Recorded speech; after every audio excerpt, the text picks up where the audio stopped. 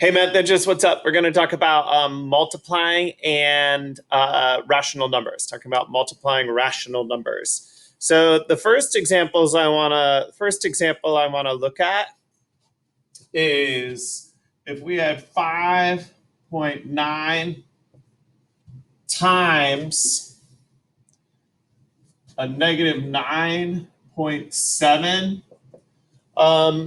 I want to emphasize the importance of estimating an answer in this situation.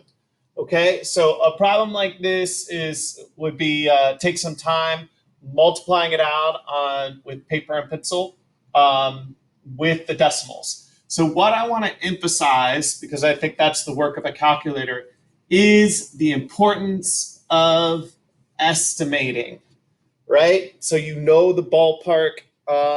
That's going to be really, really helpful for you as a mathematician.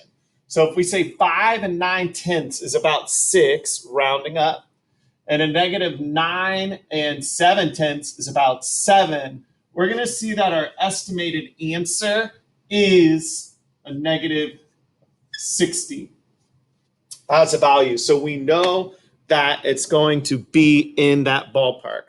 I'm getting out my calculator now to do the math of 5.9 times 9.7, and it's equal to 57 and 23. What's the place value? You tell me. 5 and 23, 57 and 23 hundredths, okay? So on Pear Deck and just in life, always be able to estimate when the numbers get a little messy like that. So when you find your exact calculation, which in this day and age, you got your phone, boom, like that type of math is good to use with your phone. Okay.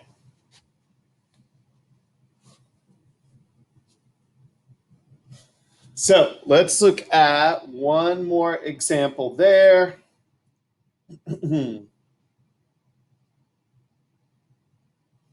Okay, for our next example, and I'm going to have you guys do this again as a question on a Pear Deck.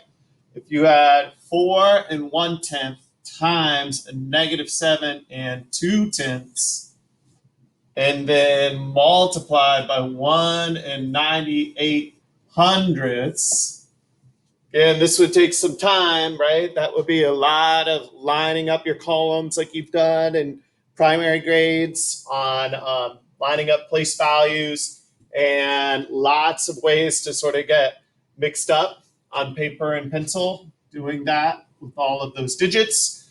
But and on Edpuzzle right now, you're going to stop. You're going to estimate the first, the second, and the third values here. What are they? Okay, so 4 1/10 would be 4. Negative 7 2/10, a negative 7. And then 1 98 hundredths is 2. Note my symbol here. So that's an equal sign. When it's squiggly, that means estimate. That means we're just estimating, right? These are an estimate. And so multiplication, we can do this in any order because of commutative property of multiplication. It wouldn't matter if we did 4 times 2 times 7 or whatever. So we're going to do 4 times a negative 7 would be a negative 28. And then times the 2 would give us about a negative 56, right? So all of that is mental math for us. And then if we were going to go up and find the actual value, 4.1, 4 1/10 times 7.2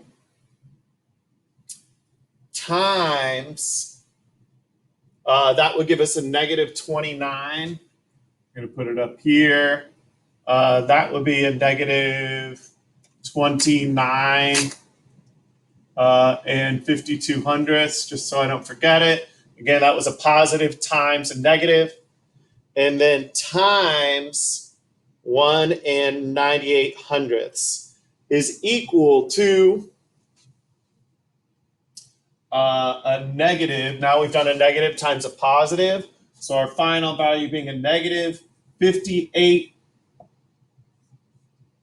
and 4,496 what? 10,000s, 10, 100,000, 10,000s, right? So a bunch of decimals there, okay? So when multiplying and dividing these decimal numbers, first estimate. That's a really important life skill. And then if I need you to do the longhand paper and pencil that you guys have had a lot of practice with, we'll do that. But most of the time I'll say it's okay to use the calculator to find that, but you can easily pull up on your computer. Okay.